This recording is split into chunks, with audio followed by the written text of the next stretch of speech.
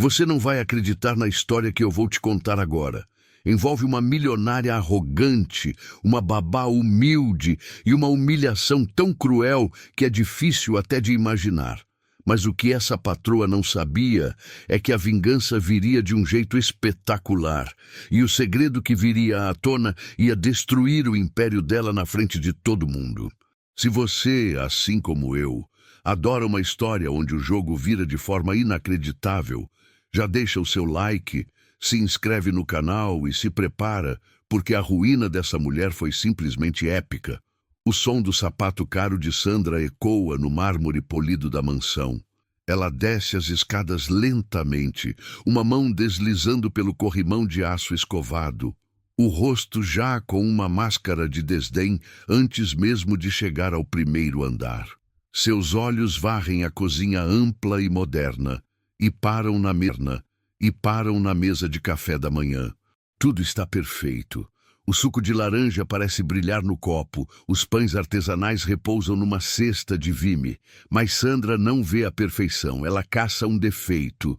Seu olhar passa pela mesa e se fixa em uma cena no canto. Ali, Clara, a babá, serve com um sorriso genuíno uma fatia de mamão para o pequeno Léo, de apenas 5 anos. A postura de Clara é o exato oposto da de Sandra. Seus movimentos são eficientes, mas cheios de um calor que a patroa desconhece. Ela corta a fruta, ajeita o prato para o menino e sussurra algo que o faz dar uma risadinha. É uma bolha de carinho e normalidade no meio daquela casa fria. E é exatamente isso que irrita Sandra.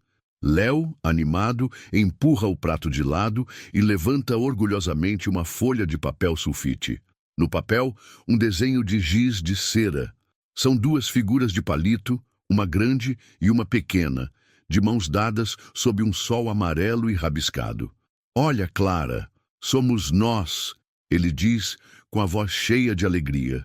O rosto de Clara se ilumina. "Meu amor, ficou a coisa mais linda", ela responde, e seu sorriso é real, um soco no estômago da patroa que observa de longe. E então Sandra se move. Ela atravessa a cozinha em 3 passos largos e, sem uma palavra, arranca o desenho da mão de Léo. O papel rasga um pouco no canto. O menino solta um pequeno grito de surpresa. Sandra nem olha para a arte. Ela amassa a folha com uma força desnecessária, transformando o desenho em uma bola de papel enrugada. Então, ela caminha com uma calma teatral até a lixeira de inox e joga o desenho dentro. O som do papel batendo no fundo do cesto é a única coisa que se ouve. Só depois ela se vira para Clara, a voz cortante como vidro quebrado. Seu trabalho é cuidar dele, não o distrair com lixo. O sorriso de Clara desaparece. Ela não responde, apenas ajeita a postura, o corpo ficando rígido. Ao seu lado, Léo começa a fungar, os olhos cheios de lágrimas. Sandra o ignora completamente e caminha até o seu lugar na mesa. Ela pega a xícara de porcelana, leva até os lábios, mas para antes de beber. Seus dedos tocam a lateral da xícara. Está frio. A frase é uma sentença. Ela se levanta, vai até a pia e despeja o café escuro que some pelo ralo com um ruído de desprezo. "Faça outro", ela ordena, sem olhar para trás. "Agora, e vê se faz direito." Clara se move sem protestar. Ela pega um novo filtro, coloca o pó de café, suas mãos se movendo com uma precisão quase robótica. Não há raiva em seu rosto, apenas uma obediência fria. A máquina de café começa a funcionar, seu ruído preenchendo o silêncio pesado da cozinha. Enquanto a bebida é preparada, Sandra ataca novamente. "Hoje à noite teremos um jantar de negócios. Investidores importantes estarão aqui." Ela olha Clara de cima a baixo e seu olhar é uma avaliação nojenta. "Você vai servir a mesa e vai continuar de olho no Léo. Quero a casa impecável e você invisível." Clara se vira, segurando a jarra de café quente. Ela encara a patroa diretamente. O rosto uma máscara impenetrável de profissionalismo. "Sim, senhora. Apenas 2 palavras." Ela serve o café em uma nova xícara e a posiciona no lugar de Sandra com uma firmeza silenciosa. Sandra pega a xícara, dá um gole, mas não diz se está bom. Ela apenas continua. Um erro, ela diz a voz baixa e ameaçadora. Um único erro. Um prato que cai, uma bebida derramada, uma palavra sua fora do lugar. E você está na rua. Fui clara? Clara a encara de volta. Sim, senhora. A resposta é imediata, sem hesitação. Satisfeita, Sandra dá um último olhar de nojo para a babá e se vira para o seu tablet, tratando-a como se fosse parte da mobília. Nesse momento, o pequeno Léo, que assistia a tudo em silêncio, desce de sua cadeira. Ele corre até Clara e abraça suas pernas com força, escondendo o rosto em seu uniforme. É um gesto puro de busca por segurança. Clara reage instintivamente, colocando a mão na cabeça do menino e afagando seus cabelos. Sandra vê a cena pelo canto do olho. Ela solta um suspiro de desdém, um som audível e cheio de desprezo. Patético! Ela empurra a cadeira para trás, o barulho arrastado no piso. Ela se levanta e sai da cozinha, seu roupão de seda flutuando atrás dela como a capa de uma vilã. E na cozinha ficam apenas Clara, Léo e uma atmosfera tão pesada que podia ser cortada com uma faca. O cheiro de café fresco se misturava com o cheiro inconfundível de ódio. E Clara sabia, ali, naquele momento, que aquele dia não terminaria bem. Sandra fecha a porta da cozinha com um clique suave, deixando para trás a cena que tanto a irritava. Ela não olha para trás. Seus passos agora são rápidos, ecoando no corredor silencioso enquanto ela se dirige para o seu santuário, o escritório. A porta pesada de madeira se abre e ela entra, se jogando na enorme cadeira de couro preto que parecia um trono. A mesa à sua frente, uma placa de vidro gigante, está vazia, exceto por um laptop fechado e seu smartphone de última geração. Ela pega o aparelho, o metal frio em seus dedos quentes de raiva. Seu polegar desliza pela tela com uma velocidade impressionante, passando por dezenas de contatos até parar em uma foto específica. Uma mulher loira com um sorriso forçado e óculos de sol enormes. Beatriz. Sandra aperta o ícone de chamada e ativa o viva-voz, o som enchendo a sala. O telefone chama 1, 2 vezes. Do outro lado, a voz de Beatriz soa animada e um pouco estridente. Amiga, que voz de enterro é essa? Sandra força uma risada, tentando soar poderosa. É a voz do sucesso, querida. Não se engane. Hoje à noite eu vou fechar o maior acordo da minha vida. Os investidores mais tubarões da cidade estarão aqui, na minha casa, comendo na palma da minha mão. Ela gesticula para o ar, como se os homens de terno já estivessem ali, curvando-se para ela. A voz de Beatriz volta, curiosa. Falando em comer na sua mão, e a babá nova está dando conta do recado? Sandra bufa, um som de puro desprezo. Dando conta? Beatriz, essa mulher é irritantemente perfeita. A casa brilha, a criança a idolatra. Ela nunca reclama, nunca erra. Parece um robô com um sorriso angelical no rosto. Eu odeio isso. Ela se inclina para a frente, apoiando os cotovelos na mesa de vidro, a voz baixando para um tom de confissão. Sabe o que é de verdade, Bia? O que me pega é a calma dela, a forma como ela me olha, como se não tivesse medo de mim, como se soubesse de algum segredo. Eu me sinto... Ela hesita, procurando a palavra. Eu sinto inveja. É isso. Inveja daquela paz que ela tem. E eu não suporto isso em alguém que trabalha para mim. Do outro lado da linha, a solução de Beatriz é simples e prática. Então demite, Sandra. Manda embora. E contrata uma que tenha mais cara de empregada. Sandra ri de novo, mas desta vez o som é baixo, sinistro. Demitir? Não, não. Demitir é muito fácil. É pouco. É um prêmio. Eu não quero que ela apenas vá embora. Eu quero que ela saia daqui quebrada. Eu preciso de algo memorável. Ela se levanta da cadeira e começa a andar de um lado para o outro em seu escritório, como um predador enjaulado. E eu já sei exatamente o que fazer.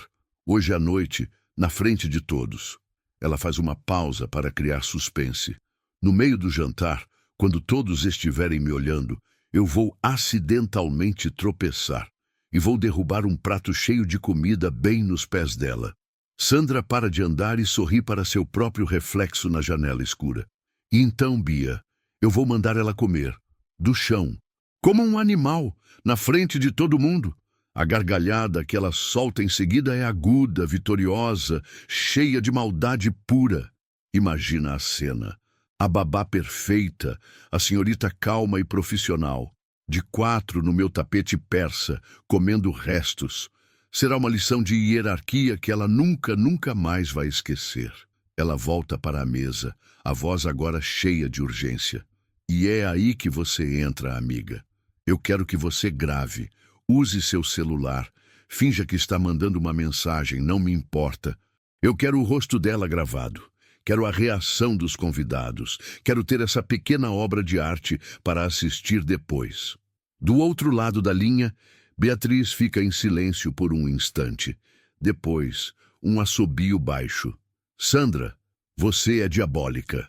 E na voz dela, não há julgamento, apenas uma pitada de admiração. Sandra sorri, o ego inflado. Eu sou poderosa, Beatriz. E hoje à noite, todos naquela sala vão entender de uma vez por todas o tamanho do meu poder. Eles vão ver do que sou capaz quando sou desafiada. Ela olha para o relógio. Esteja aqui às 8 e não se atrase. Sem esperar resposta, ela encerra a chamada, tocando na tela com um dedo afiado. Ela joga o celular na mesa, sentindo uma onda de euforia tomar conta de seu corpo. O plano era perfeito. A humilhação seria total. O que ela não sabia, o que ela não podia imaginar, era que a porta de seu escritório não estava completamente fechada. Uma pequena fresta permaneceu aberta. E do outro lado, uma pequena sombra se afasta nas pontas dos pés. É Léo. Ele estava indo mostrar à mãe que tinha comido toda a fruta. Ele não entendeu todas as palavras difíceis, mas entendeu perfeitamente o tom de voz dela. E ele ouviu as palavras mais importantes: clara, chão, comer. O rostinho dele, que antes estava triste, agora está pálido de medo. Ele se vira e corre sem fazer barulho de volta para a cozinha, de volta para a única pessoa naquela casa que o fazia se sentir seguro. E Sandra, em seu delírio de poder, não ouviu os passinhos apressados se afastando. Ela não fazia ideia de que sua armadilha perfeita agora tinha uma pequena e aterrorizada testemunha. Agora, para tudo o que você está fazendo, porque a parte da história que eu vou te contar agora muda completamente o jogo. Você acha que essa é só uma história sobre uma patroa milionária e uma babá coitada? Você está muito, mas muito enganado. A verdade é tão chocante, mas tão chocante, que o plano de Sandra parece uma brincadeira de criança perto da realidade. A mulher que Sandra acabou de humilhar, a mulher que ela chama de criada e lixo, não se chama apenas Clara Martins. Esse nome é uma fachada, um disfarce. O nome verdadeiro dela, o nome que ela esconde do mundo, é Clara Albuquerque de Bragança. Sim, esse nome. Se você tem mais de 30 anos, você lembra desse sobrenome, Albuquerque de Bragança. A família que até uns 5 anos atrás era dona de metade do centro da cidade, a dinastia que construiu um império em aviação, em agronegócio, em tecnologia, eles eram o mais perto que o Brasil tinha de uma família real nos negócios. Tinham jatinhos, ilhas particulares e uma influência que fazia políticos tremerem. Então você se pergunta, o que aconteceu? Como a herdeira de tudo isso foi parar servindo café para uma socialite arrogante como a Sandra? O que aconteceu foi um golpe. O maior e mais brutal golpe corporativo da década. Um rival da família, um homem invejoso e sem escrúpulos, passou anos montando uma armadilha financeira. E quando ele a ativou, foi devastador. De um dia para o outro, As manchetes dos jornais explodiram. O Império Bragança ruiu. Família perde tudo em esquema de fraude. Foi o escândalo do século. A família desapareceu dos holofotes e todos assumiram que eles estavam arruinados, vivendo de favor em algum lugar. Só que aqui está o grande segredo. A reviravolta que ninguém, absolutamente ninguém, no mercado financeiro sabia. O pai de Clara, o patriarca da família, era um gênio, um estrategista brilhante. Ele viu o golpe chegando. Ele sabia que não podia impedir a tempo.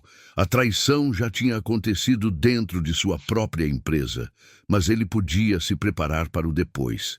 Então, ele fez o impensável. Ele mesmo acelerou e forjou a própria falência.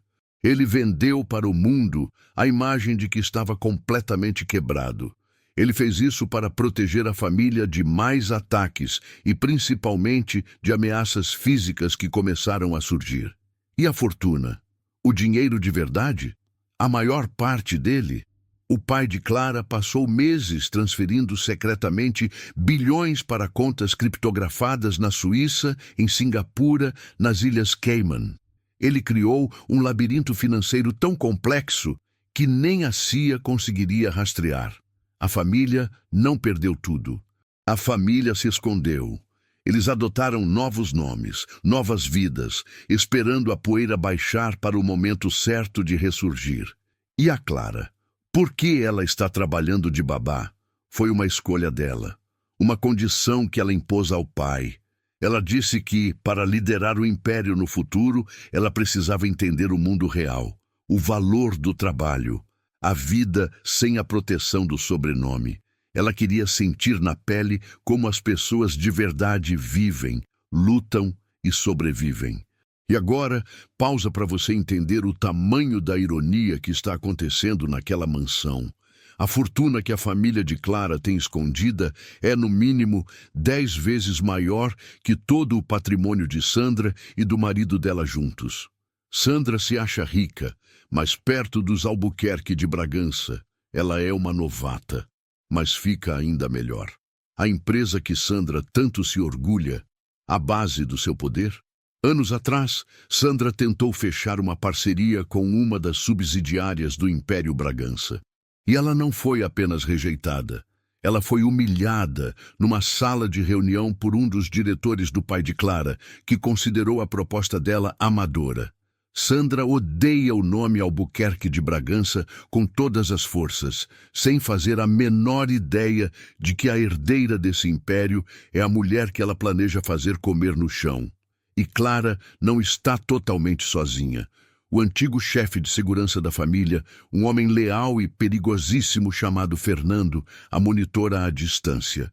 Ele tem ordens diretas do pai dela, só interferir em caso de perigo real e extremo.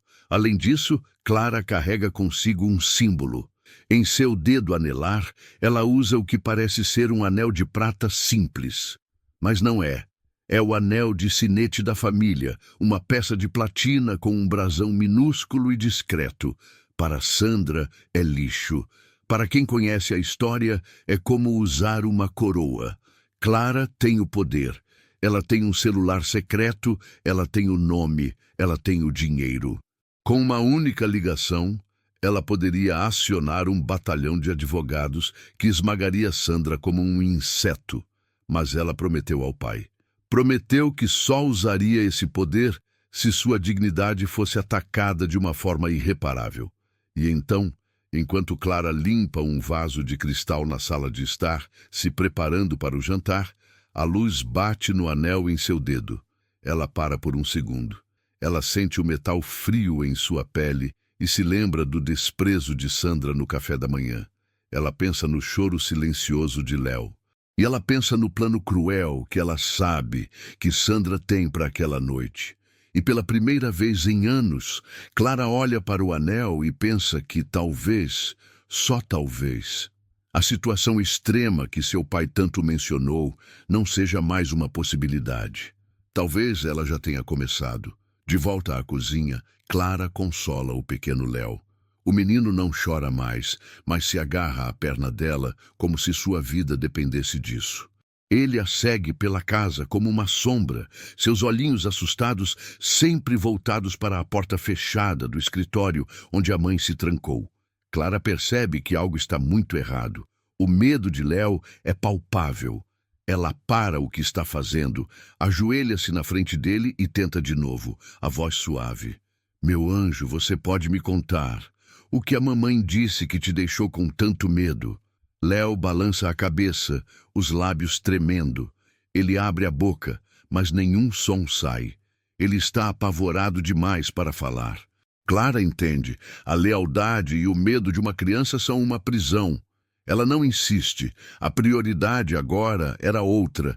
Ela pega na mãozinha dele e o conduz pelas escadas. Vamos ler uma história, só nós dois. No quarto de Léo, cercado por brinquedos e desenhos, Clara senta na cama e abre o livro favorito dele. Ela começa a ler, sua voz calma e firme, criando uma ilha de paz no meio da tempestade que ela sentia se formando. Ela lê uma página, depois outra. Ela não para até que a respiração de Léo se torne mais lenta e profunda. Ele finalmente adormeceu, exausto pelo medo. Ela delicadamente solta a mão dele da sua, ajeita o cobertor e dá um beijo suave em sua testa. Aquele menino era a única coisa pura naquela casa, e ela não ia deixar que a maldade da mãe o respingasse. Ao sair do quarto, fechando a porta com um cuidado infinito, Clara não volta para a sala. Ela não continua a limpeza. Seu caminho agora é outro. Ela vai direto para o seu próprio quarto, um cômodo pequeno e impessoal na área de serviço. Ela entra e, pela primeira vez, tranca a porta. O som do trinco é um ponto final. A fase de ser uma vítima passiva tinha acabado. Ela se ajoelha no chão frio. Estica o braço para debaixo de sua cama de metal simples, tateando a escuridão até seus dedos encontrarem o que procuravam. Uma tábua solta no assoalho. Com a ponta das unhas, ela levanta a tábua, revelando um pequeno compartimento secreto. Lá dentro, repousa uma caixinha de madeira escura. Ela a retira.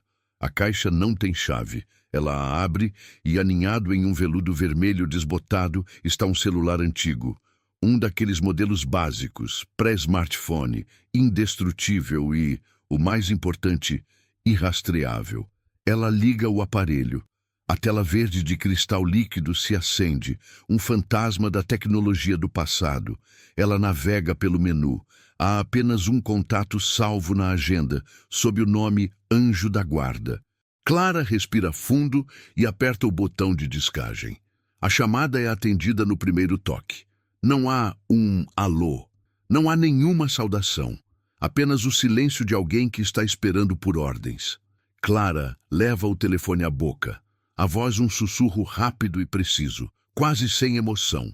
Aqui é a viajante. Ativar protocolo de emergência nível 1. Ela não espera por uma resposta. Continua com as informações. O endereço é Alameda dos Jequitibás, número 400, condomínio Colina Verde. A casa de Sandra e Ricardo Bastos. Ela faz uma pequena pausa e então dá a ordem final. Preciso de uma confirmação visual às 9 da noite. Repito, 21 horas. Confirmação visual no salão principal da casa. Do outro lado, uma voz masculina, grave e calma, responde com a mesma eficiência. Instruções recebidas e confirmadas, viajante. Confirmação visual às 21 horas. O anjo da guarda está a caminho. E a linha fica muda. A chamada terminou. Clara não perde um segundo. Ela abre a parte de trás do telefone, arranca a bateria e o minúsculo chip. Com a unha do polegar, ela parte o chip em 2 pedaços. Ela vai até o seu pequeno banheiro, joga os 2 pedaços de plástico no vaso sanitário e dá a descarga. Ela observa a água levar embora o último elo daquela comunicação. O corpo do telefone e a bateria ela enrola em um lenço de papel e enterra no fundo da lixeira do seu quarto, debaixo de outras coisas. O aparelho cumpriu sua única missão. Agora começava a segunda fase da preparação. Ela abre seu pequeno armário. Lá dentro, pendurados, estão 2 uniformes idênticos, um preto e branco. Ela tira o que está usando, que agora parece carregado com a tensão do dia, e veste o novo. Ele está impecável, perfeitamente passado. É sua armadura. Por fim, seu olhar vai para a mesinha de cabeceira. Ela pega o anel de prata, aquele que Sandra consideraria uma bijuteria barata, mas Clara o segura com reverência.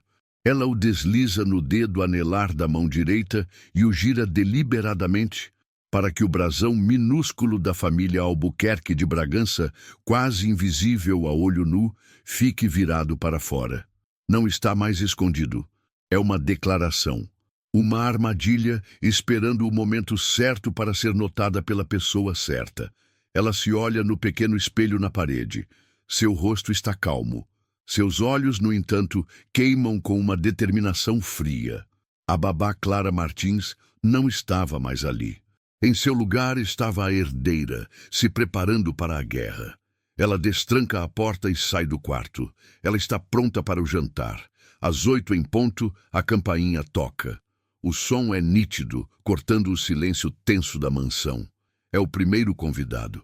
Sandra, que estava na sala retocando a maquiagem pela 10ª vez, abre um sorriso que não alcança os olhos. Ela alisa o vestido vermelho caríssimo, uma peça que gritava "Olhem para mim" e caminha até a porta. Do lado de fora, um casal de meia-idade, os Medeiros, sorriem nervosamente. Sandra os abraça com uma intimidade forçada, o barulho das suas joias tilintando a cada movimento. "Queridos, que bom que vieram." Sua voz é melosa, artificial. Ela os conduz para dentro, para a sala de estar, onde as luzes foram cuidadosamente ajustadas para fazer tudo parecer ainda mais caro. Nesse exato momento, Clara surge da cozinha, silenciosa como uma sombra. Ela carrega uma bandeja de prata com taças de champanhe. Seus movimentos são fluidos, econômicos. Ela não olha para os convidados, seu foco está inteiramente na tarefa. Ela oferece a bebida e o Sr. Medeiros aceita com um aceno de cabeça, impressionado com a eficiência. Sandra apresenta seu marido, Ricardo, que aparece ao seu lado como um acessório. Ele aperta a mão dos convidados, o sorriso fraco, visivelmente desconfortável no seu próprio palco. A campainha toca de novo. E de novo. Em 15 minutos a sala está cheia. São umas 10 pessoas, a elite financeira da cidade. Homens de terno cinza, mulheres com vestidos de grife e sorrisos calculados. O ar fica denso, com o cheiro de perfume caro e ambição. E no meio de tudo isso, Clara se move. Ela é uma força da natureza silenciosa. Pega um casaco aqui, serve uma bebida ali, oferece canapés. Sua graça e postura não passam despercebidas. Um dos investidores, um homem mais velho e de aparência séria chamado Senhor Almeida, observa Clara por um momento. Ele se inclina para Ricardo e comenta em voz baixa. Sua funcionária é excelente, rara de se ver hoje em dia. Sandra, que tem uma audição de morcego para elogios que não são para ela, ouve o comentário. Ela se aproxima do grupo, forçando um sorriso. "Ah, sim, é difícil encontrar um bom serviço, não é mesmo? A gente precisa ter sorte." A palavra serviço é dita com uma ênfase desnecessária, um lembrete sutil da posição de Clara. Sandra então começa a circular pela sala, seu vestido vermelho, um ponto de cor agressivo no meio dos tons sóbrios. Ela ri alto demais das piadas dos homens. Toca nos braços deles com uma familiaridade invasiva. Ela está atuando. E o seu objetivo é claro: garantir que todos vejam Clara trabalhando. Que todos notem a babá servindo, limpando, existindo em um plano inferior. Clara, por sua vez, mantém uma neutralidade absoluta. Ela mantém contato visual com os convidados quando necessário, mas seu olhar é profissional, impenetrável. Ela não sorri, não franze a testa. É uma máscara de eficiência perfeita. E então, a última convidada chega. É Beatriz. Ela entra na sala com um ar de quem é dona do lugar, o celular já na mão. Ela cumprimenta Sandra com 2 beijos no ar e seus olhos imediatamente procuram por Clara. Elas trocam um olhar rápido, cúmplice, um flash de maldade que dura menos de 1 segundo. Beatriz não perde tempo. Ela caminha até um aparador de canto, um local com uma visão perfeita da sala inteira. Com um movimento displicente, ela apoia o celular ali, a tela virada para baixo, mas a câmera traseira com uma visão panorâmica de todo o ambiente. A gravação havia começado. O clima na sala é de opulência, mas a falsidade é quase palpável. Pequenos grupos se formam, negócios são discutidos em sussurros. Alianças são formadas e desfeitas com um simples aperto de mão. E Sandra, a anfitriã, observa tudo com um olhar de predador. Mas seu alvo principal não é nenhum dos investidores. Seu olhar volta de novo e de novo para a figura de uniforme preto e branco que se move com uma calma irritante. Ela está esperando o momento perfeito, o momento em que o maior número de convidados estivesse prestando atenção, o momento em que a humilhação teria o máximo de impacto. Clara, mesmo de costas, sente o peso do olhar de Sandra queimando em sua nuca.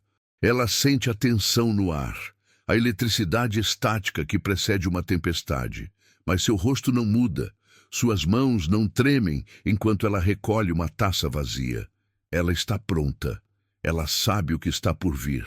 Sandra pega uma taça de champanhe da bandeja de Clara, seus dedos roçando os dela com um desprezo deliberado. Ela leva a taça aos lábios, os olhos fixos nos de Clara por cima da borda de cristal.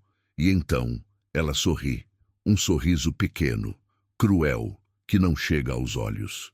E naquele sorriso, Clara lê a sentença. A hora tinha chegado, o show ia começar. Sandra levanta a sua taça de cristal. Com um garfo pequeno de prata, ela bate levemente na borda.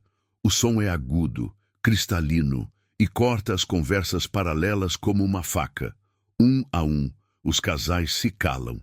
Os sussurros de negócios morrem. Em segundos, todos os olhos da sala estão nela. Ela abre um sorriso largo, mostrando os dentes perfeitamente brancos.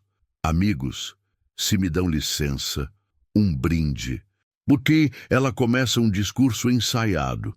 Fala sobre poder, sobre visão, sobre o futuro brilhante que ela está construindo. E enquanto fala, ela se move. Ela não fica parada. Ela caminha pela sala, o vestido vermelho se arrastando no tapete, gesticulando com a mão livre para enfatizar suas palavras. Seus movimentos não são aleatórios. Eles a levam como um míssil teleguiado para perto de onde Clara está parada, ao lado de uma mesa de bebidas, segurando uma bandeja de prata vazia. Clara vê a aproximação. Seu corpo fica visivelmente tenso. Os ombros se contraem por uma fração de segundo. Mas ela não se move 1 centímetro. Ela se torna uma estátua. Perto dela, Sandra faz uma pausa em seu discurso, como se estivesse procurando a palavra certa. Nesse momento, ela se estica e pega um pratinho de porcelana com canapés de salmão de uma mesa. Ela continua falando, os olhos fixos nos convidados para manter a atenção deles. E então, acontece. Com uma precisão de ator, ela faz um movimento brusco, como se seu tornozelo tivesse virado no salto altíssimo. Opa! Ela exclama, um som falso de surpresa. O prato de porcelana voa da sua mão. Ele parece cair em câmera lenta e se espatifa no chão de madeira com um estrondo agudo. Cacos brancos, pedaços de salmão e um creme rosado se espalham bem na frente dos sapatos simples de Clara. No mesmo instante, a música ambiente que tocava ao fundo é cortada.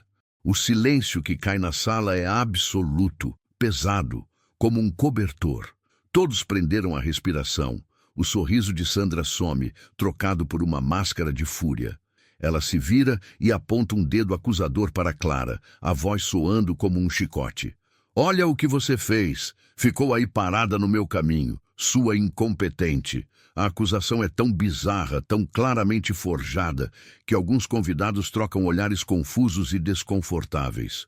O marido de Sandra, Ricardo, dá um passo à frente, a boca aberta para dizer algo. Mas Sandra lança um olhar tão venenoso em sua direção que ele recua e se cala. Limpe isso! Sandra late a ordem, a voz ecoando na sala silenciosa. Agora! Sem dizer uma única palavra, Clara se vira para o convidado mais próximo e lhe entrega a bandeja de prata. O homem, atordoado, a pega automaticamente. Então, Clara se dirige para a sujeira no chão. Seu rosto é uma lousa em branco. Nenhuma emoção é visível. Ela se ajoelha com uma graça surpreendente, ignorando os cacos de porcelana que poderiam cortar sua pele. Com as mãos, ela começa a juntar os pedaços maiores do prato quebrado. Quando ela já tem os cacos em um guardanapo e faz o movimento de se levantar para ir ao lixo, Sandra age. Ela dá um passo à frente e, com uma calma assustadora, coloca a ponta fina de seu sapato de salto-agulha vermelho nas costas de Clara, aplicando uma pressão firme, mas não forte. Apenas o suficiente para impedi-la de se levantar. O gesto é tão dominante, tão chocante em sua arrogância, que um suspiro coletivo percorre a sala. Clara para, ainda de joelhos, o peso do sapato da patroa em suas costas. Sandra, então, olha para seus convidados, para sua plateia. Sua voz é alta, clara, didática. Sabe, um dos segredos do meu sucesso é que eu não tolero desperdício, nenhum tipo de desperdício. Seu olhar desce do público e se fixa na nuca de Clara.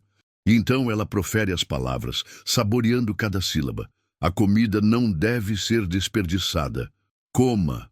Se a sala estava em silêncio antes, agora ela parou de respirar. Ninguém se mexe, ninguém pisca. O choque é uma força física. O Sr. Almeida, o investidor mais velho e respeitado, finalmente encontra a voz. Sandra, mas que absurdo é esse? Pare com essa brincadeira de mau gosto imediatamente. Ele dá um passo à frente, o rosto vermelho de indignação. Sandra o ignora como se ele fosse uma mosca. Seu universo se resumiu àquela cena, àquele momento de poder absoluto. Ela se abaixa um pouco, pega um garfo limpo de uma mesa próxima e o estende para Clara, quase o enfiando na mão dela. Sua voz agora é um sussurro, mas um sussurro que todos na sala podem ouvir. Eu disse, coma! É isso que criadas fazem quando erram. Elas aprendem o seu lugar. Do outro lado da sala, o celular de Beatriz, apoiado no aparador, captura tudo. Um pequeno ponto de luz vermelha indica que a câmera está gravando. E um sorriso perverso e satisfeito brinca nos lábios de Beatriz, enquanto ela assiste sua amiga no auge de sua crueldade. De joelhos no chão, Clara finalmente levanta a cabeça. Ela não olha para a plateia chocada. Ela não olha para a comida nojenta no chão.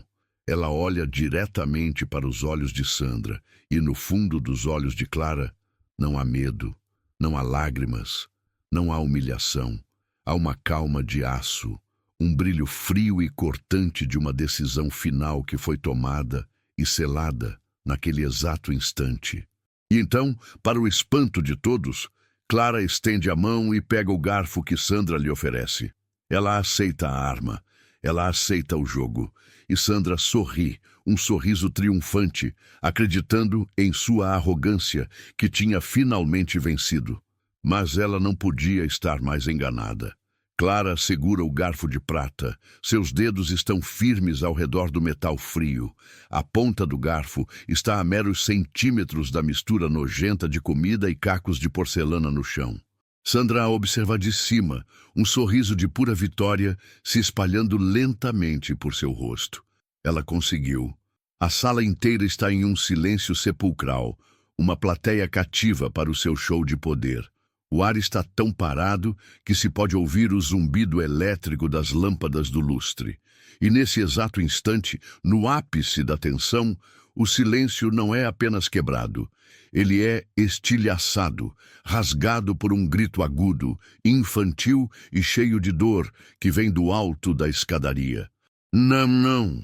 A cabeça de todos os convidados se vira para cima em um movimento único e sincronizado. Lá, no topo da grande escadaria de mármore, parado como um pequeno anjo vingador, está Léo.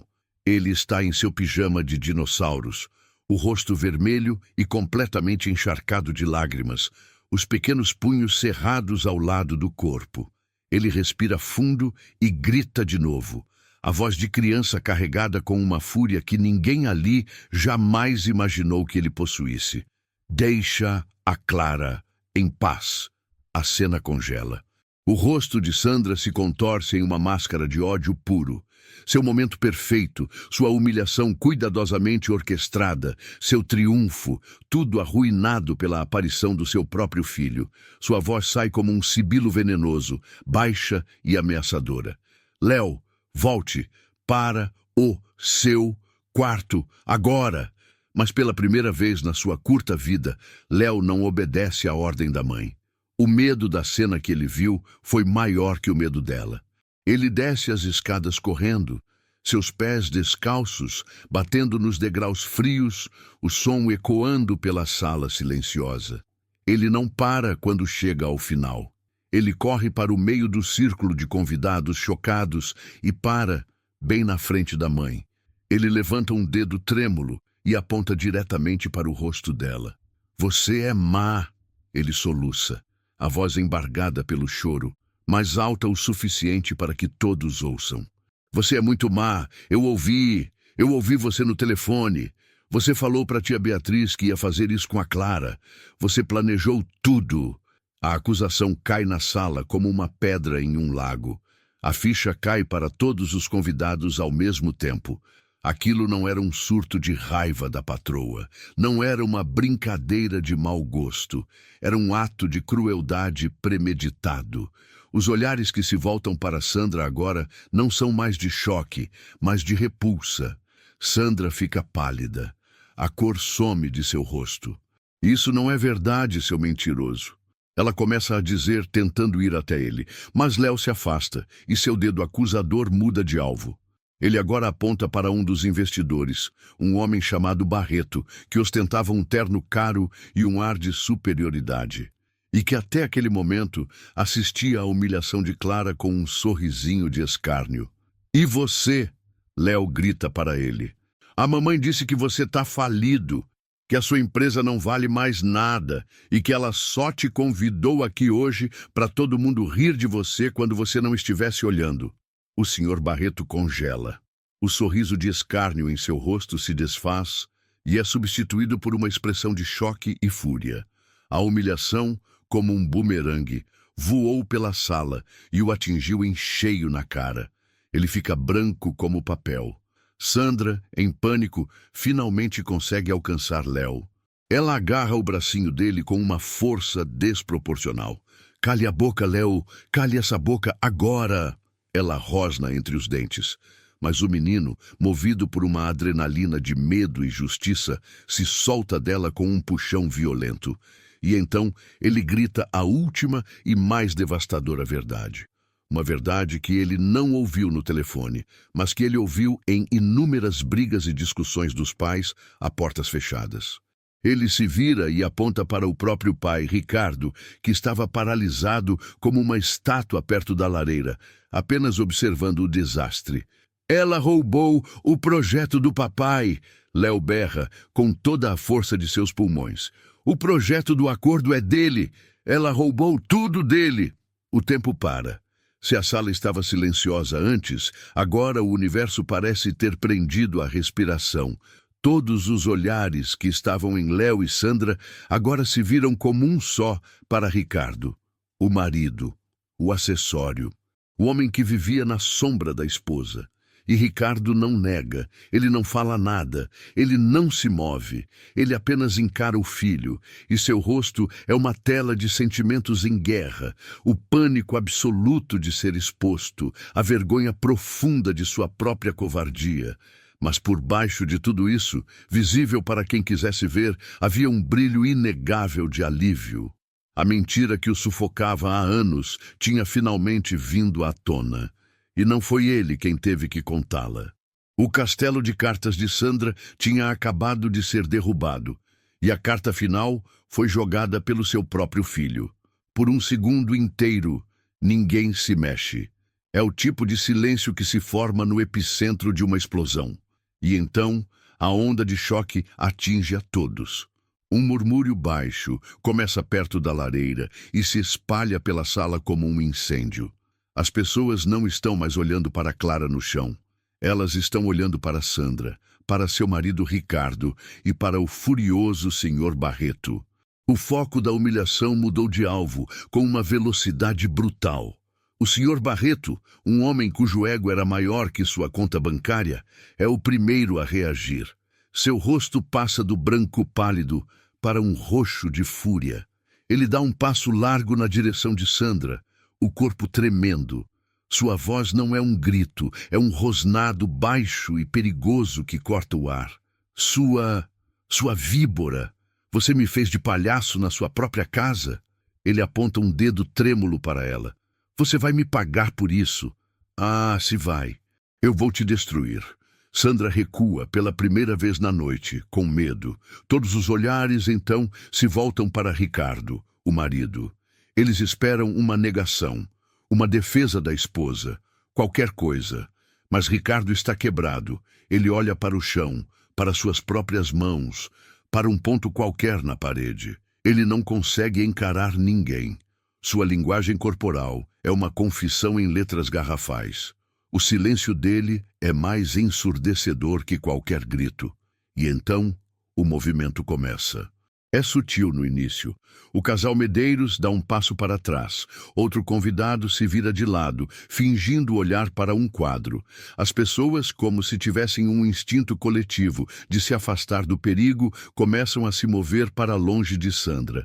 Eles criam um vácuo ao redor dela, um círculo de isolamento que a deixa completamente exposta no centro de sua própria sala.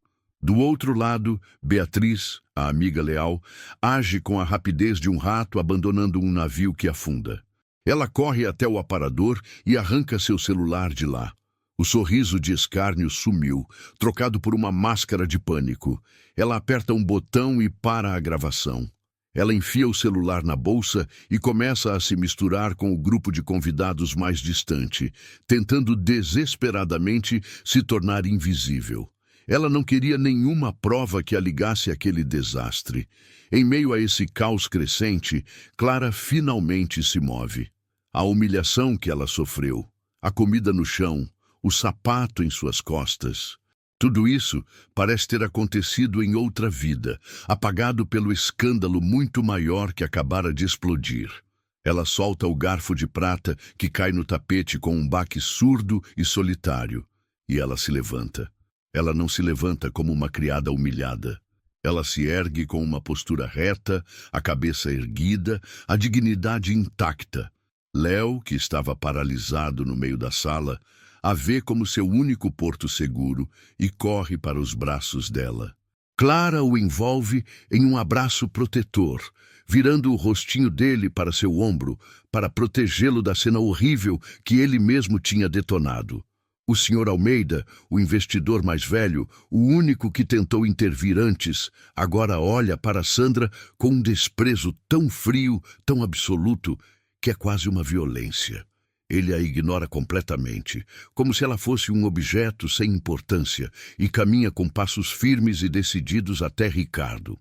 Ele coloca uma mão pesada no ombro do marido encurralado, forçando-o a finalmente erguer os olhos. A voz do Sr. Almeida é calma, mas carrega o peso de uma sentença. Ricardo, olhe para mim. Eu quero que você me responda com total honestidade. O projeto que você e sua esposa me apresentaram, a ideia original, era sua? Ricardo engole em seco. O suor brilha em sua testa. Ele abre a boca, 1, 2 vezes. As palavras lutam para sair. Sim. A confissão sai fraca, gaguejada, quase um sussurro, mas na sala silenciosa ela soa como um trovão. A ideia foi minha. É a pá de cal. A credibilidade de Sandra não está mais em frangalhos. Ela foi incinerada. Os sussurros se transformam em acusações abertas. Então era tudo uma fraude, diz um convidado. Ela roubou o projeto do próprio marido, exclama uma mulher perto da janela. O senhor Barreto já ouviu o suficiente. Ele está farto. Eu não fico mais um segundo nesta casa de loucos, de golpistas. Ele joga o guardanapo de linho que ainda segurava em cima de uma mesa com violência e marcha em direção à porta da frente, abrindo caminho aos empurrões. Sandra, desesperada, tenta um último ato. Esperem, por favor, eu posso explicar. É tudo um grande mal-entendido. Mas sua voz, antes tão cheia de autoridade e poder, agora é fraca, patética. Ninguém lhe dá a menor atenção. É como se ela não estivesse mais ali. E assim, ela fica parada, sozinha, no centro de sua sala de estar luxuosa, o vestido vermelho sangue agora parecendo uma fantasia trágica. A rainha do castelo tinha se tornado uma fantasma em sua própria festa. No exato instante em que Sandra está em seu ponto mais baixo, isolada no centro da sala, um novo som domina o ambiente. Não é um sussurro, não é uma acusação. É o som das pesadas portas duplas da mansão se abrindo com um impulso forte e silencioso. Elas não são abertas por um criado. Elas se escancaram como o início de um novo ato em uma peça de teatro. Todas as cabeças, sem exceção, viram-se para a entrada. Na soleira da porta, recortada contra a escuridão da noite, está a silhueta de um homem. Ele é alto, de ombros largos, e veste um terno escuro, impecavelmente cortado, que parece custar mais do que o carro de muitos dos convidados. Seu cabelo é curto, quase militar, e seu rosto é uma máscara de granito, sem expressão. Ele não parece um convidado. Ele irradia uma aura de perigo contido e autoridade absoluta. Ele dá um passo para dentro. Seus olhos varrem a sala, ignorando Sandra, ignorando os convidados boquiabertos. A varredura dura um segundo, e então seus olhos encontram seu alvo e travam. Eles se fixam em Clara. Ao ver o homem entrar, o Sr. Almeida, que observava o caos se desenrolar, para de repente.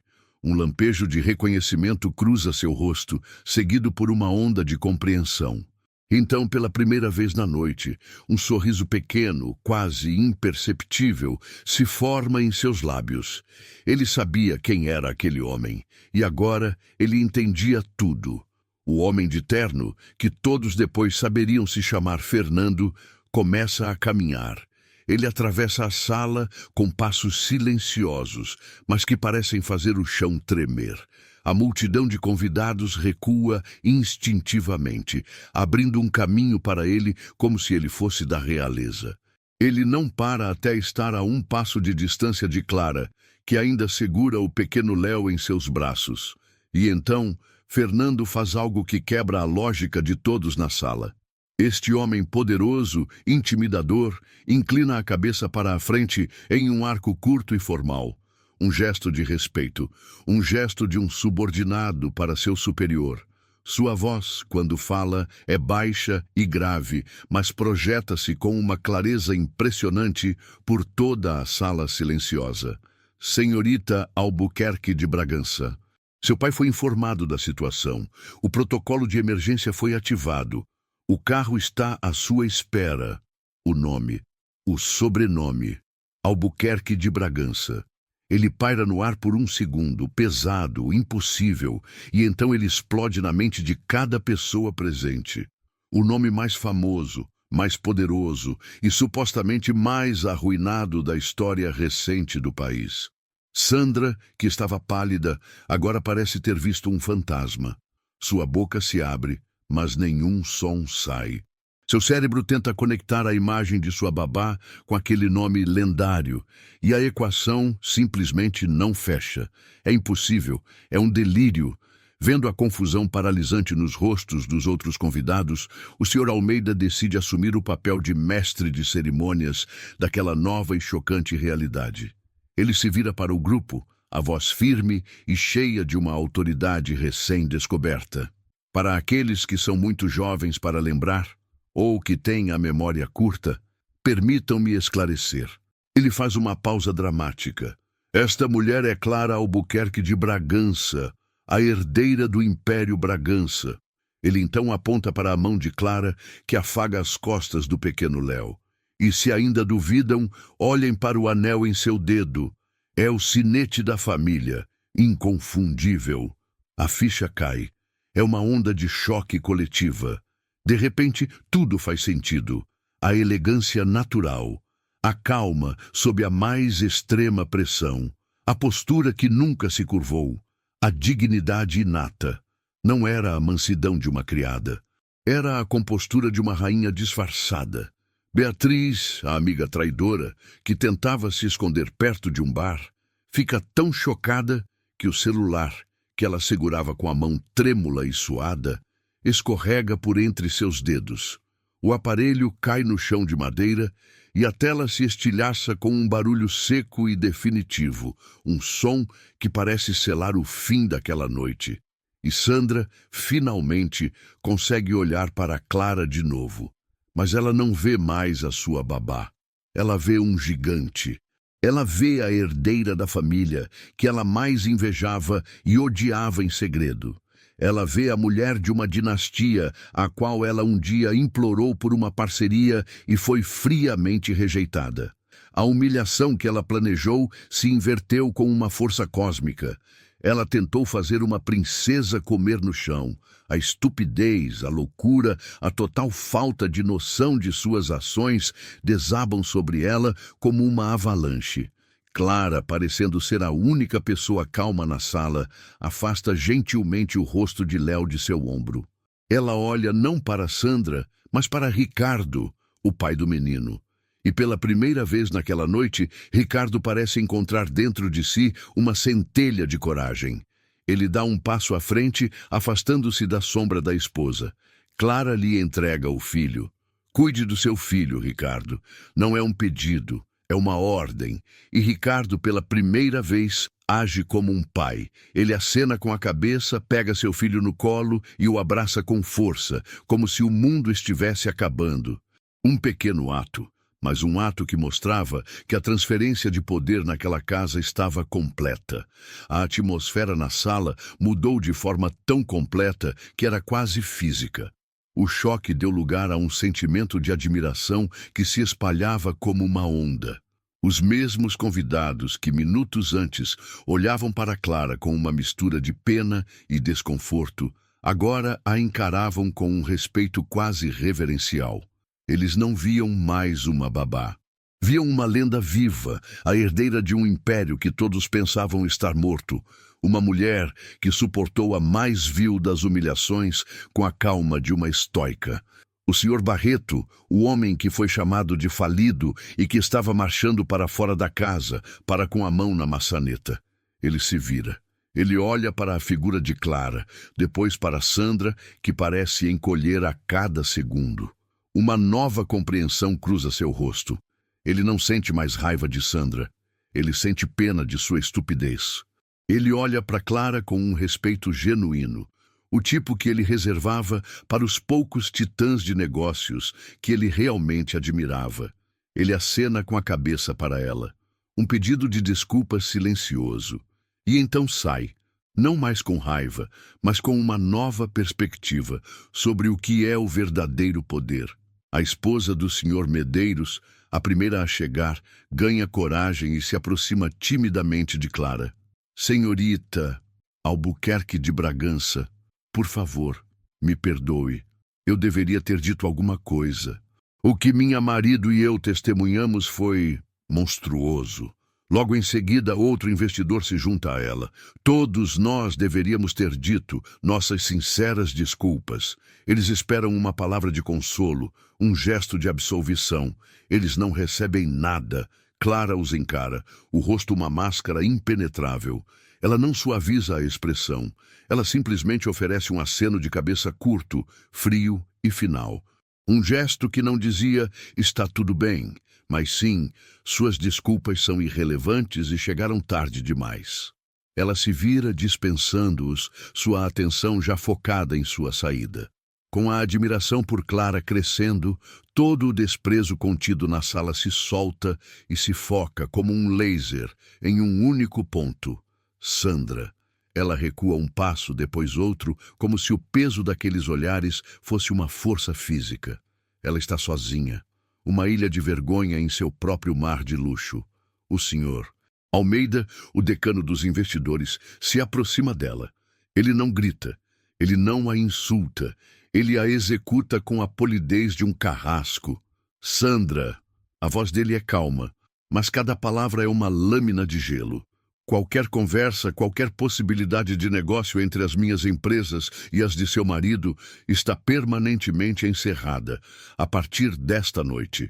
Ele nem espera uma resposta. Ele se vira. Ao ouvir isso, outro convidado importante, um homem que controlava um fundo de investimentos enorme, imediatamente segue o exemplo. Ele se aproxima de Ricardo. Ricardo, cancele nossa reunião de amanhã e todas as outras. Um terceiro investidor simplesmente pega o celular, digita uma mensagem rápida, provavelmente para seu corretor, e depois olha para Sandra com um desprezo final antes de se dirigir para a porta. A debandada tinha começado. Ricardo, o marido, agora segurando o filho com uma firmeza protetora, finalmente encara a esposa. Não há mais medo em seus olhos, apenas um deserto de cansaço e ressentimento. Acabou, Sandra. A voz dele é baixa, mas final como uma lápide. Você não me roubou só um projeto. Você destruiu tudo. Nossa família, nossa reputação. Você queimou tudo até as cinzas por nada. Beatriz, a melhor amiga, que observava o massacre de uma distância segura, decide que é hora da fuga final. Ela tenta sair de fininho pela porta que leva à cozinha, mas seu olhar cruza com o de Sandra. O rosto de Sandra é uma súplica desesperada por ajuda, por uma palavra de apoio. Mas Beatriz apenas balança a cabeça negativamente, um não silencioso e definitivo, e se vira, abandonando-a ao seu destino. A reputação de Sandra não foi apenas manchada, foi aniquilada na frente da mesma elite para a qual ela viveu toda a sua vida, tentando provar seu valor. E Clara, ela observa a cena de longe, parada perto de Fernando, e seu rosto não demonstra nada. Não há um pingo de satisfação, não há um traço de vingança. E essa indiferença gelada é o golpe final para Sandra. Ser odiada seria uma coisa, mas ser tratada como um nada, como um acidente de percurso irrelevante pela mulher que ela tentou destruir, aquilo era uma tortura psicológica insuportável. A sala de estar, o palco que Sandra montou para o seu grande triunfo, se transformou no túmulo de sua vida social. Fernando, o segurança, então se move. Ele se aproxima de Clara e, com um gesto formal e respeitoso, estende-lhe o braço, da mesma forma que um cavalheiro da corte escoltaria uma princesa. Clara o aceita, colocando a mão levemente em seu antebraço. Ela se prepara para sair, para deixar todo aquele caos, toda aquela gente mesquinha e toda aquela destruição para trás. Ela entrou naquela casa como uma babá. Ela sairia como a verdadeira dona do jogo. Clara e Fernando dão o primeiro passo em direção à liberdade, cruzando a soleira da porta da frente. Mas nesse exato momento, o som agudo de um celular vibrando corta o ar. É o aparelho do Sr. Almeida. Ele o retira do bolso, olha para a tela e atende, o rosto sério. Ele escuta por não mais que 10 segundos. Seus olhos se arregalam ligeiramente. Entendo. Sim, a informação procede. Obrigado pelo aviso. Ele desliga a chamada, mas não guarda o telefone. Em vez disso, seu olhar varre a sala e se fixa em Sandra, que o encara com olhos vazios. A voz do Sr. Almeida é alta, clara e não contém um pingo de piedade. É a voz de um arauto anunciando a desgraça. Sandra, parece que as más notícias da noite ainda não acabaram para você. Ele faz uma pausa, garantindo que todos os que ainda restam na sala estejam prestando atenção. Acabo de receber uma ligação de um amigo meu, que é diretor no Banco Avarios, o principal credor da empresa de seu marido. Ele olha de Sandra para Ricardo, que ainda está encolhido na poltrona. Parece que um vazamento anônimo, muito eficiente, os informou sobre a pequena fraude no projeto que vocês estavam celebrando. Eles consideraram quebra de contrato e estão executando a dívida inteira da sua empresa. Agora. A palavra agora ecoa pelas paredes da sala como uma sentença de morte.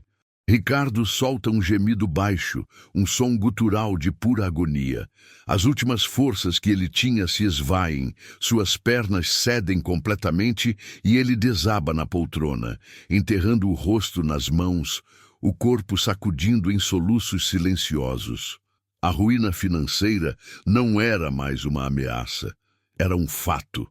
Ao ouvir isso, o Sr. Barreto, que já estava na porta, se vira. Um sorriso cruel e satisfeito se espalha por seu rosto. Ele caminha de volta e para na frente de Sandra. Ah, que maravilha! E só para adicionar a cereja no bolo, Sandra, espere a notificação dos meus advogados na segunda-feira de manhã. Processo por danos morais e difamação. Vou tirar até o último centavo que por acaso lhe restar. Ele se inclina e sussurra. Vou me certificar de que você nunca mais consiga nenhum empréstimo para comprar um pão na padaria. Do outro lado da sala, 2 convidados que até então estavam em silêncio, 2 CEOs de empresas concorrentes, trocam um olhar. Não é um olhar de choque, é um olhar de oportunidade. É um olhar de predadores que sentem o cheiro de sangue na água. Um deles, um homem chamado Tavares, pega o celular e se afasta, falando em voz baixa, mais urgente. Mendes, sou eu. Acione a equipe de fusões e aquisições. Agora. A empresa de Ricardo Bastos vai estar à venda por centavos até o fim de semana. Quero uma proposta de aquisição hostil na mesa dele até às 8 da manhã de segunda. O outro CEO faz exatamente o mesmo. A carcaça da empresa de Sandra e Ricardo já estava sendo disputada pelos abutres antes mesmo de o corpo esfriar. A notícia do escândalo se espalha mais rápido que um vírus. Todos os convidados restantes estão em seus celulares, os polegares digitando com uma velocidade furiosa. Em dezenas de grupos de WhatsApp da elite da cidade, a história explode, cada vez mais distorcida e sensacionalista. Escândalo milionário. Sandra Bastos desmascarada como golpista na própria festa. Alguém que acompanha o mercado de ações em tempo real vê as primeiras ondas de pânico. No telão de um dos computadores no escritório de Ricardo, visível do corredor, o gráfico que mostrava o valor de suas ações no mercado futuro começa a piscar em vermelho. Uma linha fina, que antes apontava para o céu, agora mergulhava diretamente para o abismo. Clara, ainda parada na porta, olha para trás uma última vez. Ela não vê mais uma festa. Ela vê um campo de batalha após a guerra. Ela vê a ruína completa de Sandra acontecendo em tempo real, em questão de minutos. É uma destruição metódica, financeira e social. Os convidados, agora tendo se certificado da queda total dos anfitriões e garantido seus próprios interesses, começam a sair em fila, como se fugissem de uma casa amaldiçoada. Eles não se despedem. Eles mal olham para Sandra. Eles apenas fogem da cena do crime. Em menos de 5 minutos, a sala, antes cheia de risadas, poder e arrogância, fica quase deserta. O silêncio que resta é pesado, opressivo, preenchido apenas pelos soluços de Ricardo. A casa luxuosa, o maior símbolo do poder de Sandra, de repente se parece com uma tumba fria e vazia. E foi nesse momento, com Sandra parada no meio das ruínas de sua própria vida, que a justiça mostrou sua face mais implacável. Se você também acredita que o mundo dá voltas e que a arrogância sempre encontra seu castigo, faça a sua parte. Deixe o seu like neste vídeo e se inscreva no canal para não perder nenhuma história de virada espetacular como esta. Porque a humilhação final de Sandra ainda estava por vir. Clara está prestes a se virar e cruzar a porta para sempre. A noite lá fora promete um novo começo, mas um som a faz parar. O som de passos apressados, desesperados, de saltos batendo de forma desajeitada no piso de madeira. Ela se vira lentamente. É Sandra. correndo pela sala agora quase vazia, o vestido vermelho caro amassado, o cabelo antes perfeito agora uma bagunça, o rosto manchado de rímel e lágrimas, todo o glamour, toda a fachada de poder, tudo se desfez. O que restou foi apenas o desespero cru e feio. Sandra não para até chegar aos pés de Clara. Então, em um último ato de humilhação absoluta, ela faz o impensável. Ela se joga no chão. Ela cai de joelhos, o som de seus ossos batendo na madeira, ecoando brevemente na sala silenciosa. Ela está ajoelhada exatamente no mesmo lugar, no mesmo centímetro quadrado de piso, onde uma hora antes ela tentou forçar Clara a comer como um animal. A ironia é tão brutal, tão perfeitamente circular, que parece ter sido escrita pelo destino. Com as mãos trêmulas, Sandra agarra a barra do uniforme simples de Clara. As unhas pintadas de vermelho, que antes pareciam armas, agora parecem garras patéticas se agarrando à última esperança. Por favor, ela soluça, a voz quebrada, irreconhecível. As lágrimas que escorrem pelo seu rosto não são de remorso, são de pânico. Me perdoe. Por favor, Clara, me perdoe. Eu não sabia. Eu juro por tudo que é mais sagrado. Eu não sabia quem você era. A desculpa sai tropeçada, patética, e revela a verdade podre de seu coração. Ela não se arrependia da crueldade, apenas de ter escolhido a vítima errada. Se Clara fosse apenas uma babá, não haveria pedido de perdão. Clara olha para baixo. Ela vê a mulher que a atormentou, que planejou sua humilhação, agora reduzida a uma figura trágica e desprezível a seus pés. E o rosto de Clara não demonstra absolutamente nada. Nenhuma centelha de raiva, nenhuma gota de pena, nenhuma sombra de satisfação. Apenas um vazio calmo. Uma indiferença tão profunda, tão absoluta, que é mais assustadora que qualquer grito de ódio. Ela não diz uma única palavra. Vendo a cena, Fernando, o segurança, intervém. Ele dá um passo à frente, se interpondo entre as duas. Com uma firmeza que não permite qualquer resistência, ele pega o pulso de Sandra e solta os dedos dela do uniforme de Clara, como quem limpa uma sujeira. Senhorita, não se incomode com isso, ele diz, a voz perfeitamente neutra. Clara nem mesmo olha para ele. Ela executa o golpe de misericórdia. Com Sandra ainda ajoelhada a seus pés, ela se vira ligeiramente, ignorando a existência da mulher no chão de uma forma tão completa que é como se Sandra tivesse se tornado invisível. Clara dirige a palavra ao Sr. Almeida, que ainda observava a cena perto da porta. Sua voz é calma, até mesmo com um toque de ironia. Sr. Almeida, foi bom revê-lo em circunstâncias mais claras. O ato de ser ignorada é o que finalmente quebra Sandra. Ela solta um soluço alto, um som de pura agonia, e desaba no chão, percebendo a futilidade de seu gesto. Seu pedido de desculpas não foi apenas inútil, foi ridículo. Sua tentativa de humilhação pública terminou com ela na exata posição que planejara para outra.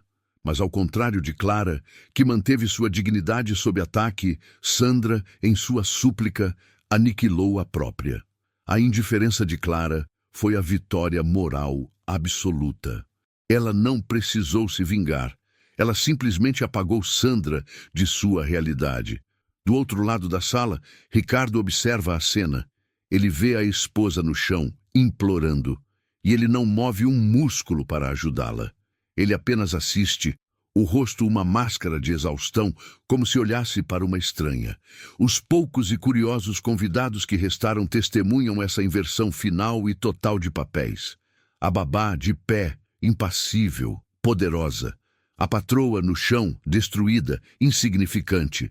E ali, no piso frio de sua sala luxuosa, no meio dos destroços de sua vida, Sandra finalmente entende a dimensão completa de sua perda. Não foi apenas o dinheiro, o status ou os negócios. Foi a dignidade. Ela perdeu a si mesma, e a culpa era inteiramente sua. Clara, sem conceder a Sandra nem mesmo um último olhar, se vira e caminha com passos firmes para a porta aberta, com Fernando ao seu lado. Ela sai para a escuridão da noite sem olhar para trás, deixando a mulher que tentou destruí-la para se afogar sozinha nos destroços de sua própria maldade. Ao pisar para fora da mansão, o ar fresco da noite parece limpar os pulmões de Clara de toda a toxicidade daquela casa. Parado em frente, com o motor silencioso e as luzes acesas, não há um táxi ou um carro de aplicativo. Há um sedã alemão, preto, reluzente, com vidros tão escuros que refletem a fachada da mansão como um espelho sombrio. É um carro que sussurra poder. Fernando, sem dizer uma palavra, caminha à frente e abre a porta traseira para Clara, segurando-a com a formalidade de um motorista particular para a dona de um império. Mas antes que ela possa entrar, uma voz a chama. Senhorita Bragança, por favor, espere um momento. É o Sr. Almeida, que saiu da casa apressado, o rosto agora exibindo um respeito e uma admiração genuínos. Ele para a uma distância respeitosa. Seu pai e eu fomos grandes amigos nos velhos tempos, e em uma de nossas últimas conversas ele me confessou, em total sigilo, seus planos. Me disse que a família um dia voltaria e que você lideraria esse retorno. Ele enfia a mão no bolso interno do paletó e retira não uma carteira, mas um porta-cartões de metal escovado. De dentro, ele desliza um cartão de visitas pesado, feito de metal preto, com as letras gravadas em prata. Ele o estende para Clara. Eu imagino que a hora certa, o momento de voltar, finalmente chegou. Ele olha nos olhos dela. Quando estiver pronta para começar a reconstrução, me ligue.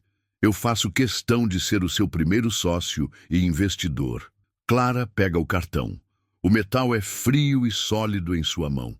Ela o observa por um segundo, o nome do Sr. Almeida brilhando sob a luz do poste. E então, pela primeira vez em toda a noite, um sorriso genuíno, pequeno mas real, toca seus lábios. É um sorriso de quem acaba de receber a confirmação de que o jogo virou para sempre. Obrigada, Sr. Almeida. Pode ter certeza de que entrarei em contato muito em breve. Sua voz não é a de uma babá, é a voz de uma CEO, firme, cheia de confiança e propósito. Ela se vira e entra no carro de luxo. A porta se fecha com um som sólido, abafado, selando o mundo de fora. O sedã se afasta da calçada com uma suavidade impressionante e acelera pela rua escura. Suas luzes traseiras vermelhas se tornam 2 pontos distantes e, em segundos, desaparecem na noite. De uma janela do 2º andar da mansão, Sandra observa o carro partir até sumir. É a última prova de que tudo aquilo foi real. A figura que ela humilhou acabava de ser levada embora como realeza enquanto ela estava presa em sua própria ruína. Ela se vira da janela, o corpo pesado de derrota. A sala de estar lá embaixo é um cemitério de taças de champanhe pela metade e pratos de canapés abandonados. A festa tinha acabado. Um barulho a atrai para o seu próprio quarto. A porta está aberta. Lá dentro, Ricardo, seu marido, tem uma mala grande aberta sobre a cama. Ele joga camisas e calças dentro, de forma apressada, sem se preocupar em dobrar. Ele não olha para ela quando ela entra. Ele não diz uma palavra. O silêncio dele é a sua sentença final. O celular de Sandra, esquecido em uma mesinha, vibra. Uma luz ilumina a tela. É uma mensagem de Beatriz, sua melhor amiga. Sandra a pega com as mãos trêmulas. A mensagem tem apenas 4 palavras. Não me procure mais. 1 segundo depois, a foto de perfil de Beatriz desaparece. Ela a havia bloqueado. E ali, naquela casa que agora parecia uma prisão de luxo, com o marido a abandonando e a amiga a descartando, Sandra finalmente entendeu. Cercada por sua riqueza inútil, ela aprendeu da maneira mais dura que o verdadeiro poder não vem do dinheiro que você ostenta, mas do caráter que você tem. E ela não tinha nenhum. No carro que desliza pela cidade adormecida, Clara olha pela janela, mas não vê as ruas passando. Ela vê o futuro. Ela não estava apenas deixando para trás um emprego tóxico. Ela estava deixando para trás seu disfarce, sua vida nas sombras. Ela estava deixando a pele da Clara Martins para trás para sempre. A cena final não é a da ruína de Sandra, mas a do triunfo de Clara. O carro entra em uma via expressa, acelera, as luzes da cidade se tornando um borrão de velocidade e promessas. Cada quilômetro a distanciava da humilhação e a aproximava de sua verdadeira vingança. Não a destruição de uma mulher patética, mas a reconstrução gloriosa de seu próprio nome, de seu próprio império. A história não terminava com um fim, mas com o mais espetacular